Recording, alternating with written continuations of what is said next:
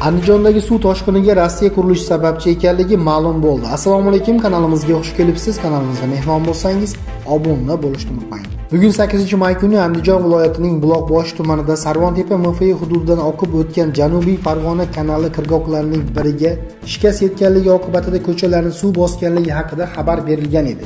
Keyinchalik sodir bo'lgan suv toshqiniga qo'shimcha GES qurilish vaqtida kanalga ortiqcha suv tashlanganligi sabab bo'lgani aytildi. Ushbu toshqinlarga sabab bo'lgan GES Rossiya tomonidan qurilayotganligi ma'lum bo'ldi. Bu haqida O'zbek Gidroenergo aksiyadorlik jamiyati xabar berdi.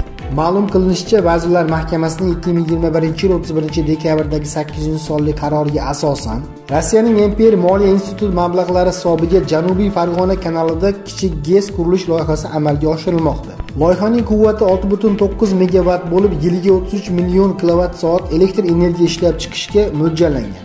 Qurilish ishlari tayyor holda topshirish sharti asosida Rossiya Energosila kompaniyasi tomonidan amalga oshirilmoqda. Qurilish ishlari doirasida GES qurilish ishlarini tashkil etish hamda vegetatsiya davrida qishloq xo'jaligi suv bilan ta'minlanish maqsadida Janubiy Farg'ona kanalida suv to'sish inshooti qurilib, suv sarfi vaqtincha aylanma kanal orqali quyi qismga yo'naltirilgan.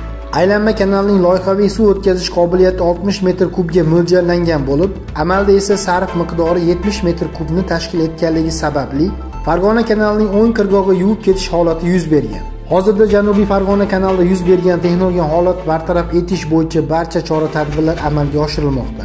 Ta'mirlash-tiklash ishlari jadallik bilan olib borilmoqda. Buning uchun zarur bo'lgan barcha texnik va ishchi kuch resurslari jalb etilgan deyiladi xabarda. Xabarda aytilishicha, mazkur chora-tadbirlar 9-may kuni 14:00 ga qadar to'liq bartaraf etiladi va Janubiy Farg'ona kanalining odatiy ish rejimi tiklanadi. Bunda aholi uy-joy va tomorqa xo'jaliklariga yetkazilgan zararlar kompensatsiya qilinishi ta'minlanadi. Voqealar rivojini kanalimizda kuzatib boring. E'tiboringiz uchun rahmat. Salomat bo'ling.